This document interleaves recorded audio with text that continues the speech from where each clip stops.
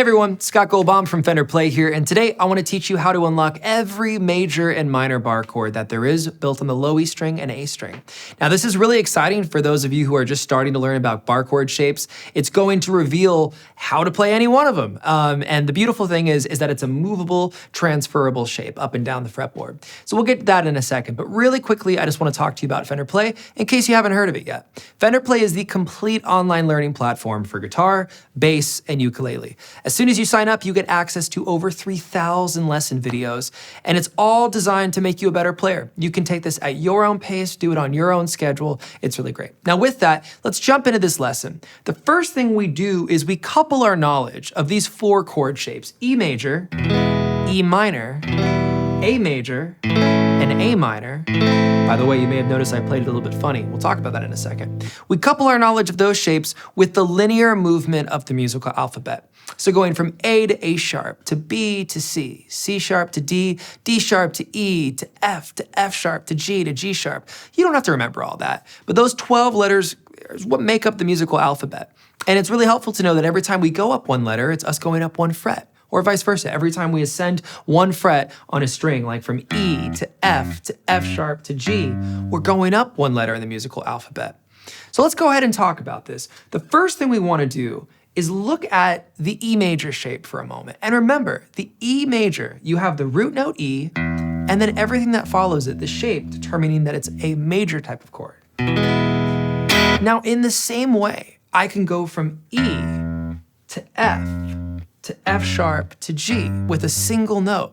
We're actually able to do that with full chord shapes. Now here's why I'm fingering it this way, with the free index finger. So instead of doing it this way, which is the most conventional way to approach it, I want you to try to take your ring finger to the A string 2nd fret, followed by your pinky on the 2nd fret of the D string, and your middle finger on the 1st fret of the G string. Now that frees up your index finger, and you could almost lay it down just to the left of the nut, kind of simulating what a bar chord might look like, even though it makes no difference to the quality of the sound when my finger's down versus it being lifted.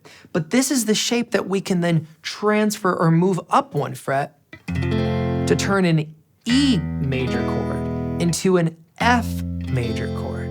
Again, in the same way that we can take one note and go from an E to an F sharp to a G, we can also do that with types of chords. We can take this shape, and it's not enough to just move the shape without the bar. That's a cool chord, but that's not what we're looking to do. We can go from E major to F major to F sharp major to G major, G sharp major, A major. You see this movable shape? One major bar chord shape. And we derive all that information from the E major chord, which is cool. Because if we want to go ahead and figure out how to play any minor bar chord shape there is built on the low E string, we look to the E minor chord. Just lift your middle finger. So there's your E minor. There's your F minor, F sharp minor, G minor, G sharp minor, A minor, so on and so forth.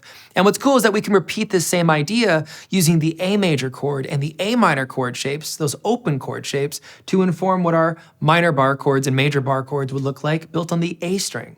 So let's go ahead and make an A major chord like this. What I want you to do, instead of using your middle ring and pinky as I was demonstrating earlier, we're gonna go ahead and just use the pad of our ring finger right here to cover these 3 strings across the 2nd fret. You have the D string, G string, and B string across the 2nd fret. And this can be kind of tricky when you do it this way, because we often accidentally mute that high E string, but you'll do your best the more that you become familiar with the shape to play that open. So we're gonna play this version of A major. Again, here is your A note built on the A string. If I brought just that fret up one, right, I'm now playing an A sharp or a B flat note. If I bring that up again, here's B, here's C. Same idea is true if we grab all the contents of this chord, the open strings and this little bar right here with my ring finger, and bring all of that up at one time. We go from A major to A sharp major, to B major, to C major, C sharp major, D major, D sharp major, E major, so on and so forth. And finally, we can give that same treatment to the A minor chord shape in order to know what all the minor bar chords are built on the A string. Here's our A minor shape, similar to the way I had you play the E major earlier on this set of strings. We're gonna bring that up a string set for our A minor shape, and you have the ring finger on the 2nd fret of D, pinky on the 2nd fret of G, and your middle finger on the B string's 1st fret, so that we can reserve our first finger's usage for the bar. So here's an A minor, followed by an A sharp minor, then a B minor, and then a C minor. So on and so forth, C sharp minor, D minor.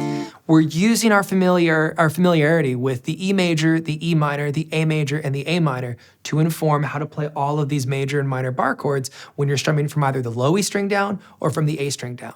So let's check it out. We're gonna run up the octave with each of these shapes. Here's E major, F major, F sharp major, G major, G sharp major, A major, A sharp major, B major, C major, C sharp major, D major, D sharp major, and then all the way up here, an octave up from where we started for E major.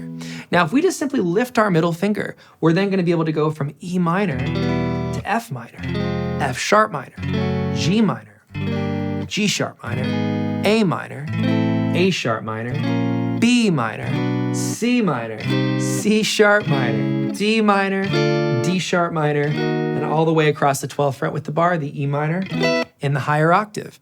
Okay, let's check out the two chords that we're gonna look at built on the A string, the A minor and the A major shapes. We'll start with the major one. Here's your A major, your A sharp major, your B major, your C major, C sharp major, D major, D sharp major, E major, F major, F sharp major, G major, G sharp major, and then full circle an octave higher, your A major right there at the end. And then finally, let's go ahead and look at the A minor shape to inform the minor bar chords built on the A string. Starting with A minor, A sharp minor, B minor, C minor, C sharp minor, D minor, D sharp minor, E minor, F minor, F sharp minor, G minor, G sharp minor, and finally A minor in the higher octave across the 12th fret.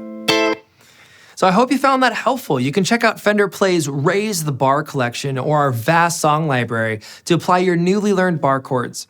Go ahead and check out Fender Play. It's the best online learning platform for bass, guitar, ukulele, and again, it's designed to make you a better player today.